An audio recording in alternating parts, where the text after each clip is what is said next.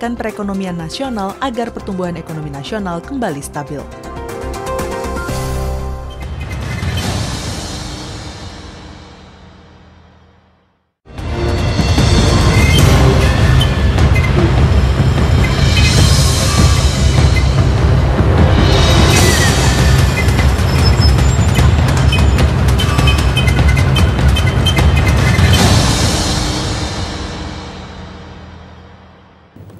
Selamat pagi, apa kabar pemirsa? Senang sekali tentunya kita berjumpa kembali ya dalam acara yang selalu akan memberikan inspirasi maupun wawasan baru untuk Anda, yaitu Suara Parlemen bersama saya Yusril Hayanti dan rekan saya Medi Nugroho. Dirgahayu Republik Indonesia ke-75 ya. Semoga Indonesia makin maju walaupun misalnya memang sekarang kita masih di masa pandemi kali ini, semuanya juga kita rayakan serba minimalis, serba prihatin, serba sederhana. Tapi bukan berarti kita tidak bisa melakukan apa-apa, tetap harus memberikan semangat yang terbaik, terbesar untuk negara ini. Ya, dengan 75 tahun Indonesia Merdeka ini tidak hanya kita merayakan kemerdekaan, tapi apa yang akan kita lakukan untuk negara ini agar bisa lepas dari pandemi dari COVID-19 ini ya.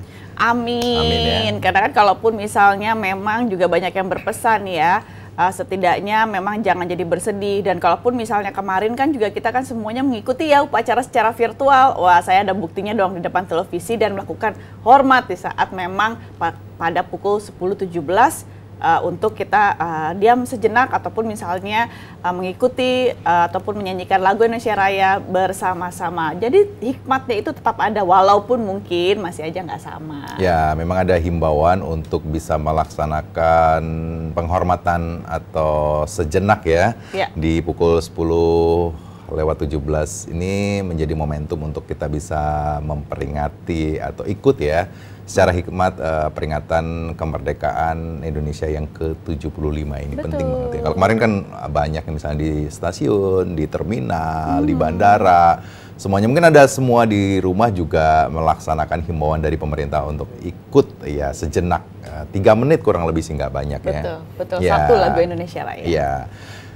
Di pagi ini saya akan berikan dulu 3 berita utama. Yang pertama terkait dengan peningkatan kualitas sumber daya manusia melalui perbaikan sektor pendidikan. Anggota Komisi 10 DPR RI Sofyan Tan mengatakan bahwa momen kemerdekaan Indonesia harus menjadi pemicu tekad bagi seluruh elemen bangsa dan generasi muda untuk memanfaatkan bonus demografi dengan meningkatkan kualitas sumber daya manusia melalui pendidikan formal maupun non-formal agar mampu bersaing di tingkat global. Berikut berita selengkapnya. DPR RI mendorong pemerintah berupaya meningkatkan kualitas sumber daya manusia dengan perbaikan di sektor pendidikan dan kesejahteraan para guru. Ditemui jelang sidang tahunan MPR serta sidang bersama DPR dan DPD dalam rangka Hari Ulang Tahun Republik Indonesia ke-75 di Gedung DPR RI Jakarta, anggota Komisi 10 DPR RI Sofyan Tan mengatakan, momen kemerdekaan Indonesia harus menjadi pemicu tekad bagi seluruh elemen bangsa dan generasi muda untuk memanfaatkan bonus demografi dengan meningkatkan kualitas sumber daya manusia melalui pendidikan formal maupun non-formal, agar mampu bersaing dengan tingkat global. Kita akan mendapatkan bonus demografi ke depan. Berarti bahwa Indonesia dengan usia muda yang produktif itu bisa memberikan tantangan yang menjawab tantangannya lebih hebat. Dengan demikian bahwa sektor pendidikan itu harus menjadi utama di dalam menggerakkan SDM kita. Anggota Komisi 11 DPR RI Heri Gunawan mengungkapkan, perayaan ulang tahun Republik Indonesia ke-75 kali ini terasa berbeda. Di tengah pandemi COVID-19, Heri Gunawan berpesan agar masyarakat kembali berpegang pada prinsip gotong royong untuk saling membantu dan mendukung satu sama lain untuk bertahan menghadapi pandemi. Saya berharap kepada kawan-kawan semua elemen bangsa, mari kita bersatu bersama untuk menghadapi pandemi ini. Karena tentunya pandemi ini tidak serta-merta bisa diselesaikan oleh pemerintah, tapi harus diselesaikan oleh semua elemen bangsa. Tim Liputan TVR Parlemen melaporkan.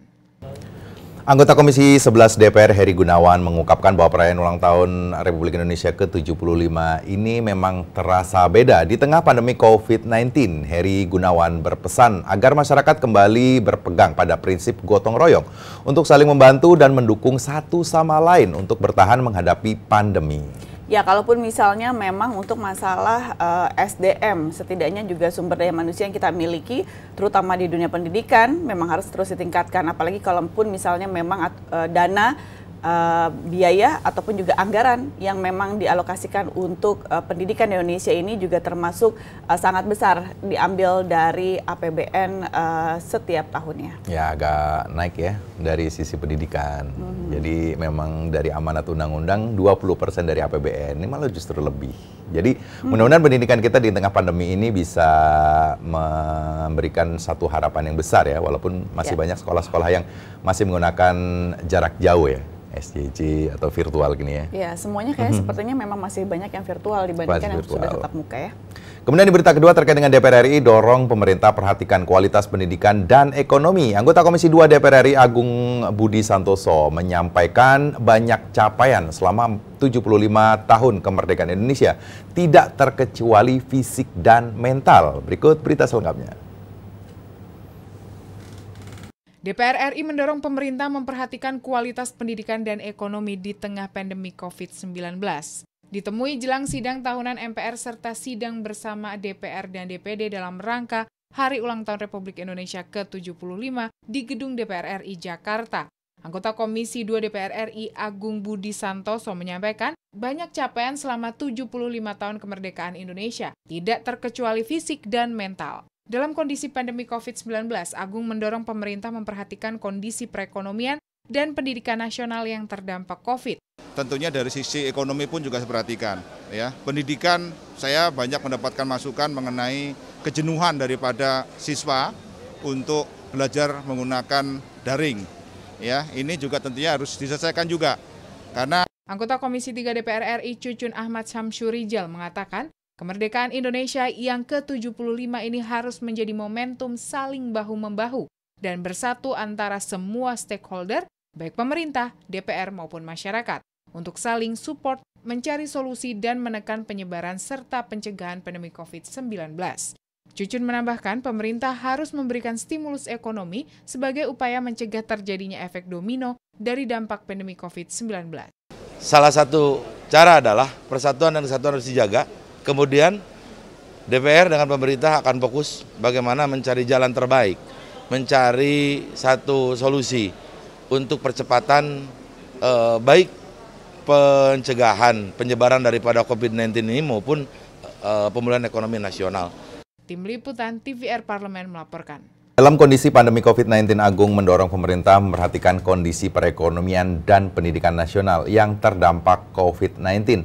Dikatakan juga anggota Komisi 3 Cucun Ahmad bahwa kemerdekaan Indonesia yang ke-75 ini harus menjadi momentum saling bahu-membahu dan bersatu antara semua stakeholder, baik pemerintah, DPR maupun masyarakat untuk saling support, mencari solusi dan menekan penyebaran serta pencegahan pandemi COVID-19. Memang agak sulit sekali ya kalau misalnya banyak yang kemarin mengatakan bahwa harus sejalan, harus juga bersamaan antara kesehatan, begitupun juga dengan perekonomian.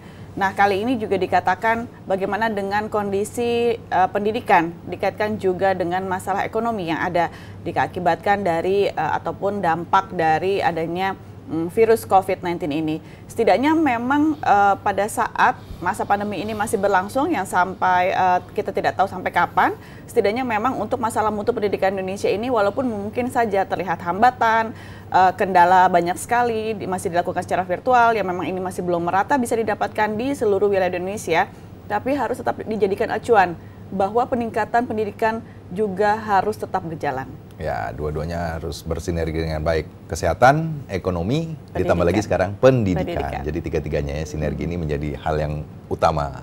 Betul. Kemudian di berita ketiga terkait dengan serapan anggaran COVID-19 harus dimaksimalkan.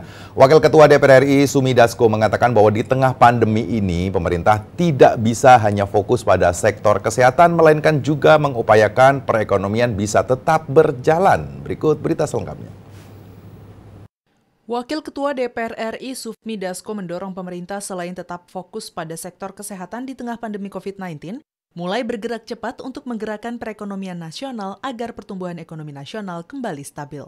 Ditemui di Gedung Nusantara 3 DPR RI Jakarta, Sufmi Dasko mengatakan, di tengah pandemi ini pemerintah tidak bisa hanya fokus pada sektor kesehatan, melainkan juga mengupayakan perekonomian bisa tetap berjalan baik. Sektor kesehatan dan perekonomian harus berjalan seimbang.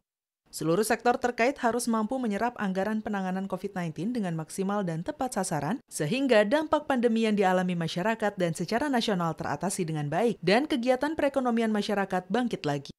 Masa pandemi ini kan kita bukan hanya khusus konsentrasi pada bagaimana penanganan penyakit yang disebabkan oleh virus corona, tetapi juga ini kan soal ekonomi yang juga perlu digerakkan, serapan anggaran itu perlu diimplementasikan oleh kementerian-kementerian, dan saya pikir Komite Gugus Penanganan COVID dan Pemulihan Ekonomi Nasional. Menanggapi pernyataan Presiden Joko Widodo terkait rendahnya serapan anggaran untuk penanganan COVID-19 yang baru mencapai 20%, Wakil Ketua DPR RI Sufmi Dasko menilai, Presiden sebaiknya lebih masif memantau dan mendorong penyerapan anggaran penanganan COVID-19. Komite Pelaksanaan Penanganan COVID-19 dan Pemulihan Ekonomi Nasional diharapkan bisa bersinergi secara maksimal demi pemulihan kondisi Indonesia akibat pandemi COVID-19. Yang di situ ada gabungan beberapa menteri-menteri dapat bersinergi, bekerja sama untuk ikut memulihkan ekonomi nasional. Demikian. Zikri dan Denus, TVR Parlemen melaporkan. Sektor kesehatan dan perekonomian harus berjalan seimbang. Seluruh sektor terkait harus mampu menyerap anggaran penanganan COVID-19 dengan maksimal dan tepat sasaran. Kalaupun misalnya memang anggaran ini sudah akan dipergunakan tepat sasaran, nah harus juga nanti dilihat sektor-sektor mana yang akan diprioritaskan lebih dahulu. Kalaupun misalnya memang melihat jumlah yang begitu besar, hampir misalnya 700 triliun rupiah dipergunakan ataupun akan dialokasikan untuk misalnya bagaimana penanganan COVID di Indonesia. Nah, setidaknya ini harus hati-hati sekali ya.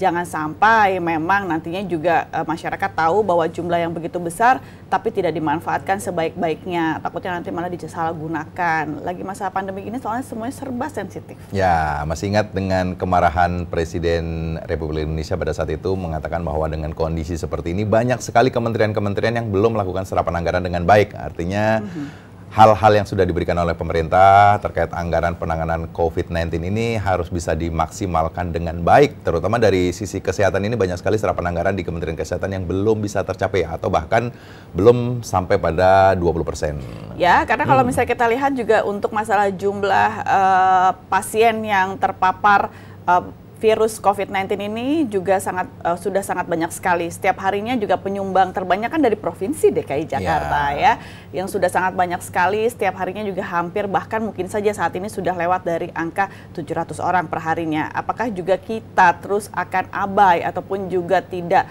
bisa benar-benar patuh terhadap protokol kesehatan yang ada? Nah, ini juga akan kembali ke diri kita sendiri. Pemirsa jangan kemana-mana karena setelah ini kami akan hadir ke hadapan Anda dengan headline surat kabar yang terbit pada pagi hari ini. Masih bersama kami tentunya di Suara Parlemen.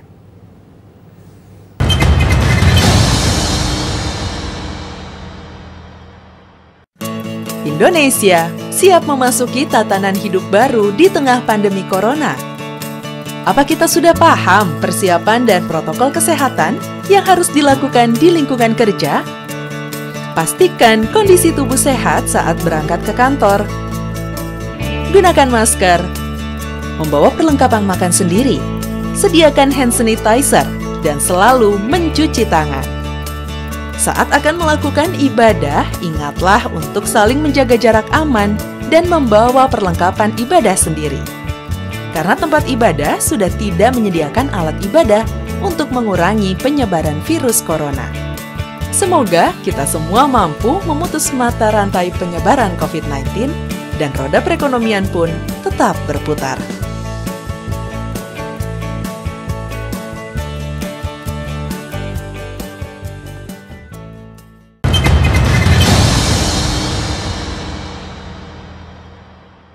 Ya pemirsa, tidak mudah memang kalaupun misalnya kita merayakan hari kemerdekaan Republik Indonesia ke-75, di mana mungkin saja banyak rencana yang akan dibuat secara megah harusnya di tahun ini, tapi ternyata kenyataannya adalah berbalik. Kita harus juga merayakannya dengan sangat serba sederhana.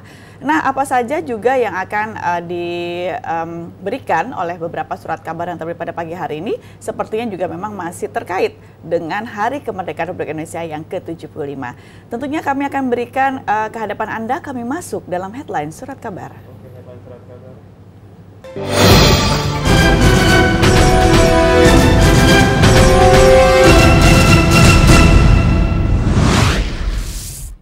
Harian Kompas pada pagi hari ini mengangkat Indonesia Emas 2045 bukan mimpi. Meski masih banyak kekurangan saat menginjak usia ke-75 tahun, Indonesia dipandang generasi muda negeri ini tetap akan mampu meraih perayaan atau kejayaan pada masa depan.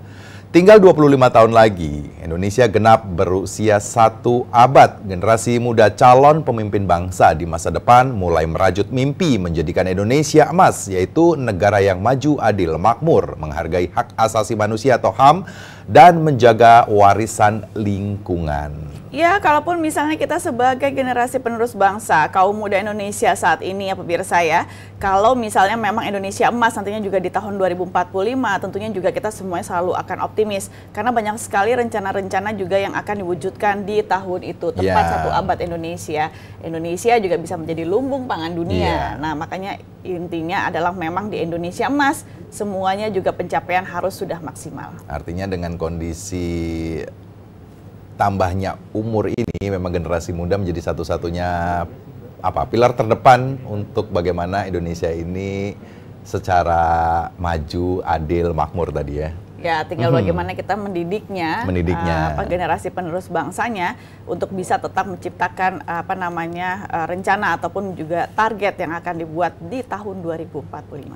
Ya, kemudian masih di Harian Kompas pada pagi hari ini bahas rancangan undang-undang secara hati-hati. Pemerintah, DPR, dan pengusaha ingin segera mengesahkan rancangan Undang-Undang Cipta Kerja sebagai tiket keluar dari resesi panjang di era pandemi. Namun jika dibahas terburu-buru, ketentuan dalam rancangan legislasi sapu jagat itu justru bisa berbalik, menekan konsumsi masyarakat dan kelak mempersulit upaya pemulihan ekonomi nasional pasca COVID-19. Rancangan Undang-Undang Cipta Kerja ditargetkan rampung pada September 2020 ini dengan dalih dibutuhkan untuk pemulihan ekonomi nasional saat pandemi. Relaksasi aturan dan perizinan investasi dalam Omnibus Law itu diharapkan bisa meningkatkan arus investasi dan menciptakan lebih banyak lapangan kerja. Nah, dari segi undang-undang, memang nantinya juga rancangan undang-undang Cipta Kerja ini akan segera dirilis ataupun misalnya juga akan dihadirkan untuk kita semua untuk setidaknya peningkatan ekonomi yang ada saat ini, apalagi kita masuk di masa pandemi ataupun sudah di masa pandemi dan dikhawatirkan misalnya resesi jangan sampai berkepanjangan dan setidaknya juga jangan terburu-buru dalam membuat sebuah undang-undang. Tapi kalaupun misalnya target September tahun 2020 boleh dong pemirsa. Karena dengan setidaknya memang untuk masalah waktu yang sudah ditentukan, ya sekiranya memang sudah juga bisa diprediksi oleh DPR RI bahwa rancangan Undang-Undang Cipta Kerja mampu hadir di bulan September esok. Ya, memang agak sedikit terjadi kontroversi ya terkait dengan RUU Cipta Kerja atau bisa dikatakan Omnibus Law atau Undang-Undang Sapu Jagat ini. Berbagai demonstrasi yang datang ke DPR RI terkait dengan penolakan misalnya disahkannya RUU dari Cipta Kerja ini luar biasa. Tapi kalau kita lihat mungkin dari sisi materi yang ada dalam RUU ini kan memang bisa memberikan satu nilai positif bahwa banyak hal yang akan diberikan oleh DPR RI dan juga pemerintah terkait dari payung hukum untuk RUU Cipta Kerja itu sendiri. Biasa, kalau undang-undang baru mau dibuat dan misalnya isinya juga setidaknya banyak manfaat, pro dan kontra itu pasti saja bisa terjadi. Ini kan ibaratnya dinamika aja di saat mau menghadirkan undang-undang yang baru. Ya pemirsa, informasi detailnya memang ada di Harian Kompas ya, yang terbit pada hari ini. Nah setelah ini kami tentunya akan jeda kembali, karena kami sudah siap dengan tema pada pagi hari ini. Jangan kemana-mana, masih bersama kami tentunya di Suara Parlemen.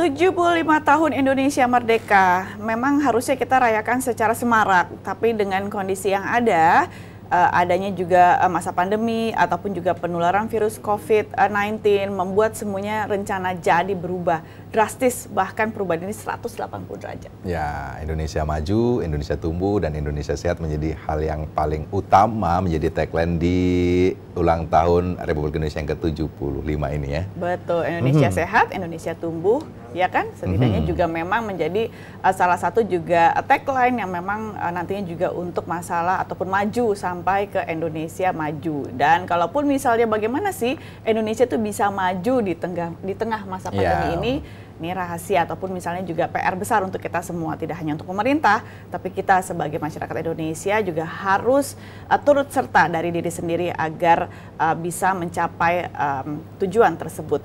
Nah, Indonesia maju di tengah pandemi inilah yang akan kami jadikan tema pada pagi hari ini. Tapi kami berikan dulu informasi lengkapnya dalam tajuk Suara Parlemen berikut ini.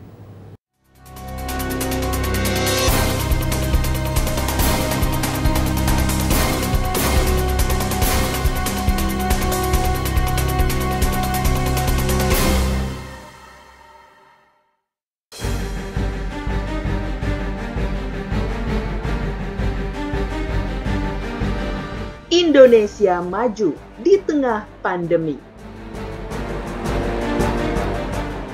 Meski tengah menjalani suasana berbeda akibat pandemi COVID-19, peringatan Hari Ulang Tahun ke-75 Republik Indonesia tetap meriah melalui yang disebut realitas virtual. Pemerintah pun mengkonsolidasikan ke kementerian, lembaga, dan daerah bahwa 17 Agustus dengan gembira melalui virtual, karena ada realitas lain di luar realitas sosial, yakni realitas virtual.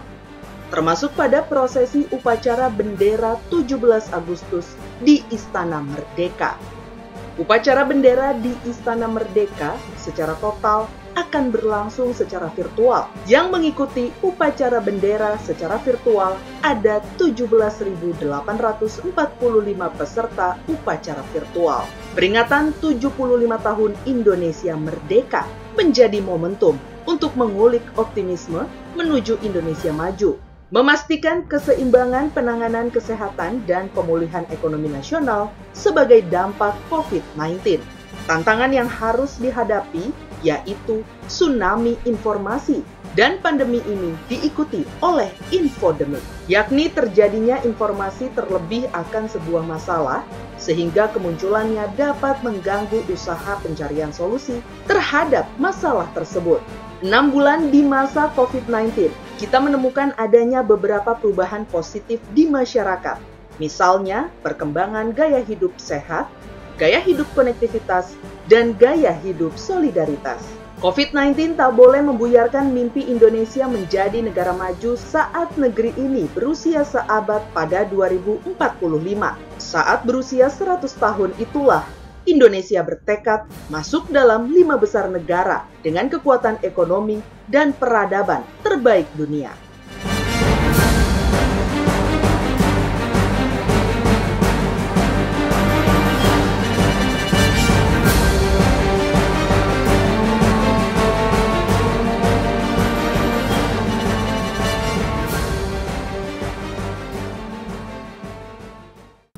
Peringatan 75 tahun Indonesia Merdeka menjadi momentum untuk mengulik optimisme menuju Indonesia maju, memastikan keseimbangan penanganan kesehatan dan pemulihan ekonomi nasional akibat dampak dari COVID-19. Tantangan yang harus dihadapi yaitu tsunami informasi mengakibatkan infodemik, yakni terjadinya informasi berlebih akan sebuah masalah sehingga dapat mengganggu usaha pencarian solusi terhadap masalah tersebut. 6 bulan di masa COVID-19 ini kita menemui beberapa perubahan positif di masyarakat. Misalnya berkembangnya gaya hidup sehat, gaya hidup konektivitas, dan gaya hidup solidaritas. COVID-19 tak boleh membuyarkan mimpi Indonesia menjadi negara maju saat negeri ini berusia seabad pada 2045. Saat berusia 100 tahun itulah Indonesia bertekad masuk dalam 5 besar negara dengan kekuatan ekonomi dan peradaban terbaik dunia. Kalaupun misalnya nih ya, kita bicara 25 tahun lagi, Indonesia akan masuk di usia 100 tahun. Nah, kalaupun misalnya memang sudah banyak rencana-rencana ataupun juga mimpi-mimpi yang akan diwujudkan 25 tahun mendatang, ini juga setidaknya tidak akan membuyarkan untuk masalah mimpi tersebut. Hanya diakibatkan kita masuk pada masa pandemi ataupun kita berada di masa pandemi saat ini. Setidaknya kalaupun misalnya ini dijadikan musibah saat ini, bukan berarti mimpi-mimpi untuk bisa mewujudkan target-target yang sudah dibuat di 100 tahun Indonesia nanti ini jadi terhenti. Nah, kalaupun misalnya memang banyak sekali nilai-nilai positif yang diambil atau didapatkan selama masa pandemi ini, itu berarti kita juga harusnya harus sudah siap untuk membuat sebuah perubahan. Dari tadi gaya hidup, solidaritas, begitupun juga terhadap gotong royong terhadap sesama, ini juga menjadi catatan penting untuk bisa melangkah sampai 100 tahun mendatang. Jadi di 75 tahun ini banyak hal yang memang jadi momentum positif ya di tengah pandemi seperti ini. Jelas, jangankan misalnya 25 tahun ke depan, harusnya 100 tahun ke depan Indonesia tetap harus mengejar mimpi-mimpi yang jauh lebih cemerlang dari sekarang. Karena kan pencapaian untuk 75 tahun saja kita sudah banyak pencapaian. Kalau tadi juga Pak Agung Budi Santoso sudah mengatakan bahwa pencapaian 75 tahun terutama terhadap mental dari anak-anak bangsa. Ya, untuk 75 tahun menuju emas ini kan 25 tahun masih lama ya, tapi target-targetnya memang harus bisa dipupuk dari sekarang. Baik tadi pendidikan, mungkin kesehatan, dari sisi ekonomi ditapakkan dari sekarang. 5 besar loh targetnya, nggak main-main untuk bisa menguasai dunia. Ya, tapi 25 tahun lagi ke depan, kamu bukan generasi muda lagi ya. Ya, generasi tua lagi. Sudah bagian menyaksikan, melihat ya, untuk anak-anak ataupun misalnya generasi muda yang memang akan meneruskan masalah cita-cita ataupun mimpi dari negara tercinta ini. Pemirsa, jangan kemana-mana, masih bersama kami tentunya di Suara Parlemen.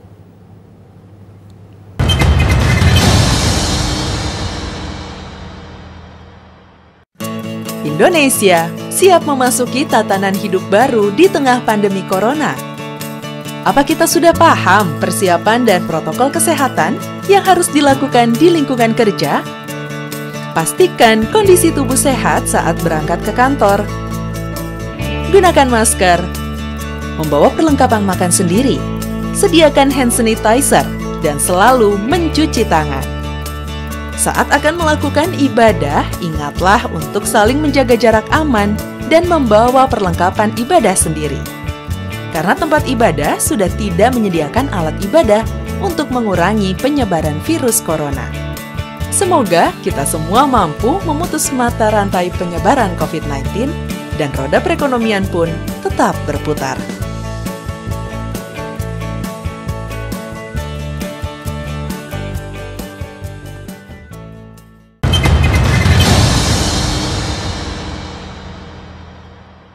Dalam sidang bersama MPR, DPR, DPD dalam rangka hari ulang tahun kemerdekaan ke-75 di DPR, Presiden Joko Widodo mengatakan bahwa ekonomi negara-negara maju diprediksi bisa menuju belasan atau minus belasan persen sampai 17% di tengah pandemi ini. Presiden Jokowi menegaskan bahwa kemunduran banyak negara besar ini bisa menjadi peluang dan momentum bagi kita untuk mengejar ketertinggalan. Jokowi menegaskan bahwa krisis ini telah meminta atau memaksa kita untuk menggeser channel secara kerja kita. Nah, kalaupun misalnya memang kita sama-sama menyaksikan pemirsa untuk pidato kenegaraan Presiden Joko Widodo di saat tanggal 14 Agustus yang lalu, pada saat memang Presiden Republik Indonesia ini datang ke gedung DPR RI, memberikan pidato kenegaraannya, kita itu memang semuanya harus optimis di masa pandemi ini. Kenapa harus optimis? Karena memang pasti masa pandemi ini akan segera berlalu. Tapi kita semua masyarakat Indonesia, terutama generasi muda, harus bisa menggunakan celah.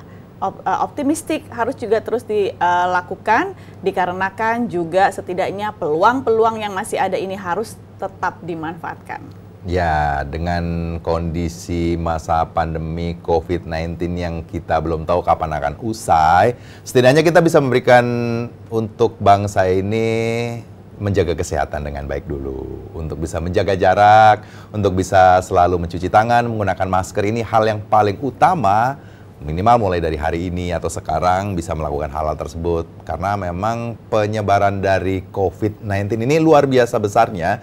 Jadi kalau bukan dari kita siapa lagi kan ya? Betul. Iya. Hal dasar yang harus dilakukan saat ini, detik ini juga, yaitu adalah peraturan ataupun protokol kesehatan yang sudah dibuat. Setidaknya mulai Anda menjaga jarak pemirsa, menggunakan masker, ini juga harus dilakukan, sering cuci tangan, harus dilakukan di saat di rumah ataupun juga apalagi Anda di luar rumah. Apalagi Anda yang masih bekerja di kantor. Masih banyak ketemu orang, itu juga berarti masih memiliki resiko yang sangat tinggi untuk bisa tertular. Nah pemirsa, tentu saja kita semuanya harus tetap semangat, jangan patah semangat dikarenakan 75 tahun Indonesia Merdeka ini masa prihatin, tapi bukan berarti prihatin untuk selama-lamanya, karena setidaknya kita harus optimis untuk menciptakan banyak peluang. Banyak juga tantangan yang akan dihadapi, setidaknya memang melewati masa pandemi yang tidak tahu kapan ujungnya. Dan dengan demikian Suara Parlemen edisi pada pagi hari ini telah usai. Saya Yusri Hayanti. Saya Medi Nugroho. Tentunya bersama rekan-rekan kami yang bertugas pada pagi hari ini mengucapkan terima kasih atas perhatian Anda dan sampai jumpa.